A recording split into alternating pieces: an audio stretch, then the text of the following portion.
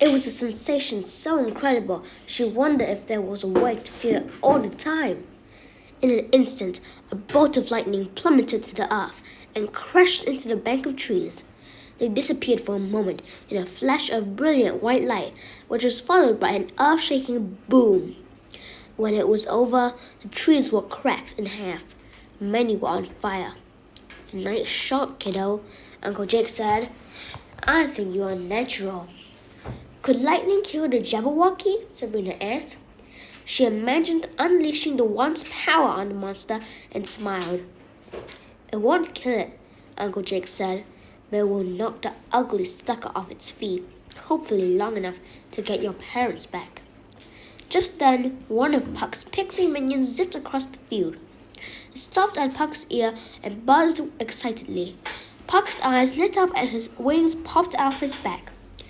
"There's someone in the woods watching us," he said as he lifted off the ground. "Looks like we're going to get a bit more practice," Uncle Jake said to the girls. "Come on." They all raced toward the forest and plunged into its thick brush. Sabrina quickly caught a glimpse of someone running far ahead, a man. His speed was superhuman, and she watched him leap effortlessly over a downed tree. Before they could get a good look at him, he was gone. "I'm going to follow him," Puck shouted, zipping into the woods. "Be careful," Sabrina shouted. "And what would be the fun in that?" the boy said, and disappeared into the forest. "He's just dumb enough to confront that guy," Sabrina said. "No, he wouldn't fight unless he had an audience. He'll be fine," Daphne said. "I have to admit it, but he's a lot like your dad and me," Uncle Jake said. "I can see why Mom and you love him so much." "Love him? I don't love him. He's a pain in the butt," Sabrina shouted, a bit louder than she meant to. The group waited an hour and a half before they gave up on Puck. The boy could always fly home, so they got into the old car without him and cruised back down to the town. As they passed the diner, Uncle Jake slammed on the brakes and abruptly pulled into the parking lot. "This place is the best," he cried. Sabrina had spotted the blue plate special several times since they had moved to Ferryport Landing. It was right next door to the Ferryport Landing post office and had a neon sign of a grinning waitress holding a bright blue tray of burgers and shakes. It was the kind of place her parents would have taken them to after a movie or a visit to the Central Park Zoo. Just looking at the sign made Sabrina's mouth water for the kind of old-fashioned egg cream her father had gotten her addicted to. That and a plate of cheese fries was a meal made for a king, even if it was made by witches and ogres. Granny had told her the blue plate special diner employed a lot of ever-afters. The inside of the restaurant was decorated for the holiday season, with little Christmas trees painted on the windows and long strands of garlands hanging from the ceiling. There were booths along a bank of windows, personal jukeboxes at each table, and a counter at the front where people drank coffee and read the newspaper. A dessert case in this corner spun slowly, tempting diners with cheesecake dripping in strawberry sauce and chocolate parfaits. Overworked waitresses rushed from table to table, refilling coffees and shouting their odd dinner speak to the short-order cooks in the kitchen.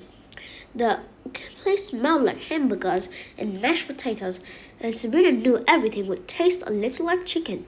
She was in heaven. At a table at the far end of the restaurant sat Mr. Swinehart and Mr. Bowman. They sat down their coffee cups and waved to the group. The girls waved back and then slid into a booth near the door with Uncle Jake. They each snatched a menu from behind a ketchup candy and scanned it eagerly. "I swear I'm going to eat everything on this menu," Daphne said. "Who wants onion rings?"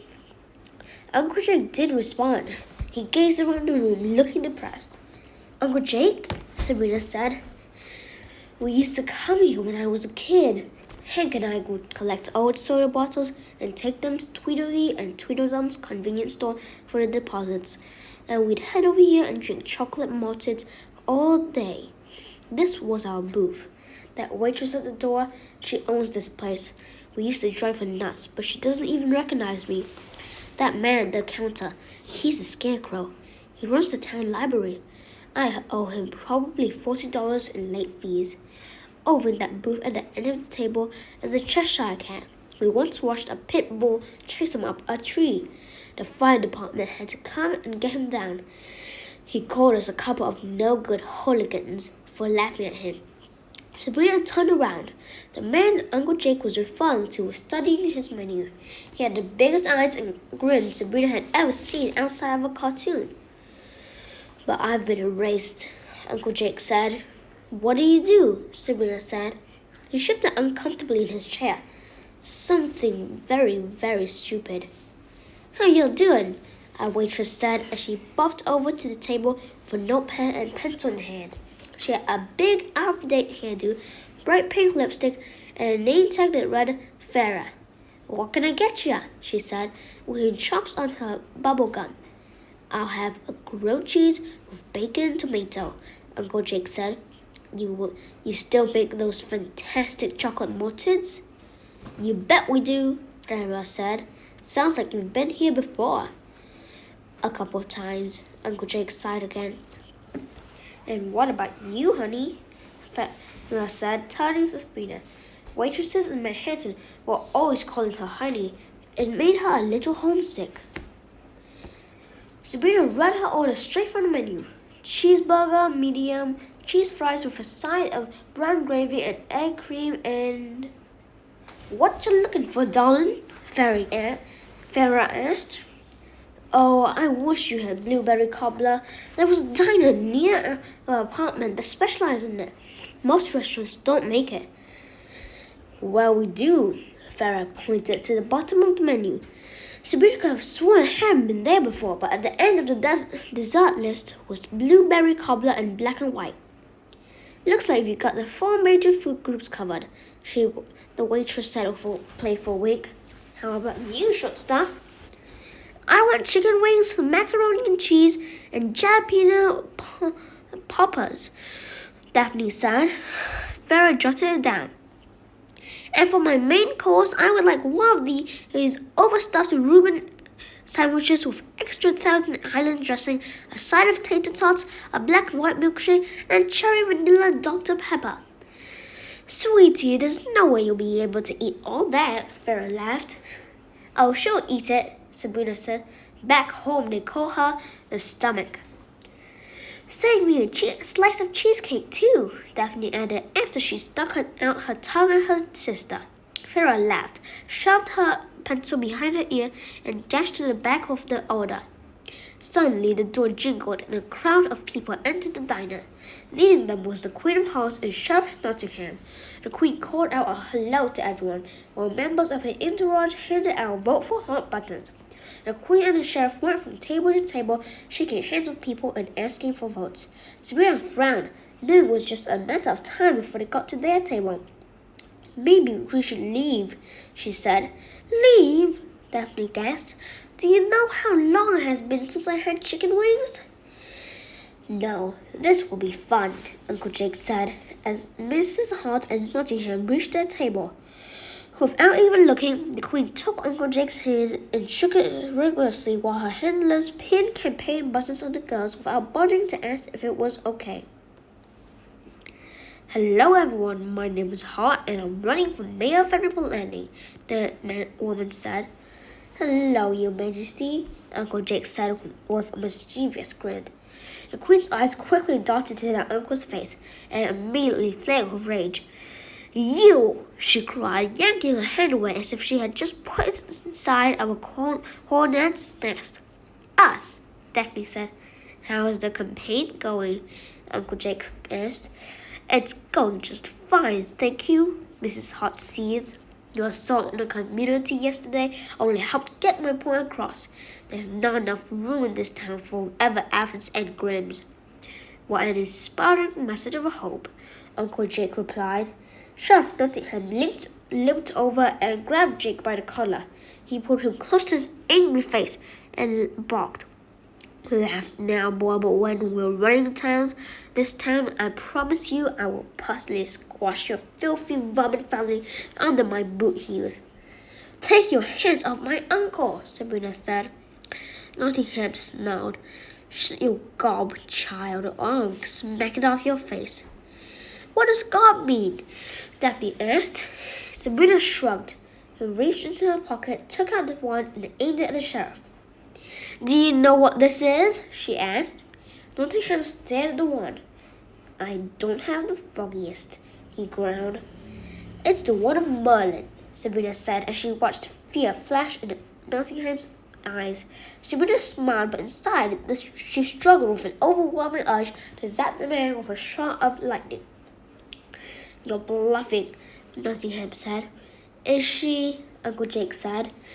Nottingham slowly let Jake go and stepped back from the table, but Sabrina kept pointing the wand at him. She had power for once, and it felt good to let the bad guys know it. Just then, there was an enormous thump that knocked the ketchup bottle off the table. It was followed by another, the source of which seemed to be outside. Everyone turned to look out at the parking lot, where a car suddenly flipped over and went flying into another. A moment later, a second car got the same destructive treatment. Farrah returned with a set tray of food and set the edge of it on the table. Chow time, she said cheerily, but her voice trailed off when she saw the destruction through the window. Oh my. What is that, Nottingham? The Queen demanded. The would-be sheriff pointed at the window. I think it's her. Little Red Riding Hood came into view. She skipped through the parking lot like a happy schoolgirl, holding a leash on the end of which walked her monstrous reptilian playmate. The two demented creatures were coming straight for the diner. There's no cause for alarm, Nottingham said confidently, just as the rest of the diners leaped from their seats and hid under the tables. An older gentleman jumped from his chair at the counter and knocked into Farrah, who spilled the family's meals all over the floor. The girls tumbled out of the booth, and Sabrina's wand slipped from her hand and rolled to the other side of the room. Nottingham opened his coat and pulled a serpentine sword from a scabbard strapped around his waist. He pointed at Jabberwocky, but it made no impression on the beast. The hulking brute grabbed the front wall of the diner and tore it away as if it were paper. The creature poked its gruesome head into the hole, mere inches away from Sabrina and Daphne. It stuck its long tongue and flicked it around as if it were tasting the fear in the room. Jabberwocky! The monster cried. Chapter 7. Where's my grandmother? Red Riding Hood screamed. Her face was a contorted mask, like a sculpture made from silly putty, whose features were twisted and stretched into horrible exaggerations. I want to play. Sit down, Sabrina whispered to Daphne as Uncle Jake joined them on the floor. And Nottingham raised his sword and waved it in the air touchingly. Child, he said to Red Riding Hood, take this overgrown tadpole and go, or I swear I'll... But his threat was never finished. The Jabberwocky whipped its tail at him and sent him sailing across the room and into the dessert case. He let out a terrible groan and collapsed to the floor. Grandmother, are you in there? The demented little girl called out as she and the Jabberwocky stepped through the hole and into the diner. She searched with growing disappointment as patrons cowered under tables. Who are you looking for, young lady? The queen called out with a trembling voice. My grandmother, Red Riding Hood said. Her face suddenly went from rage to a sweet, hopeful smile. The Queen of Hearts smiled too, or at least did something Sabrina guessed was as close as a nasty woman could do to smiling. But child, your grandmother's dead. Don't you remember? She was eaten by the big bad wolf. Red Riding Hood sputtered and rocked back and forth on her feet. That's not true, she said to herself over and over again. Looks like this is the end of this video. I'll send more later. Goodbye.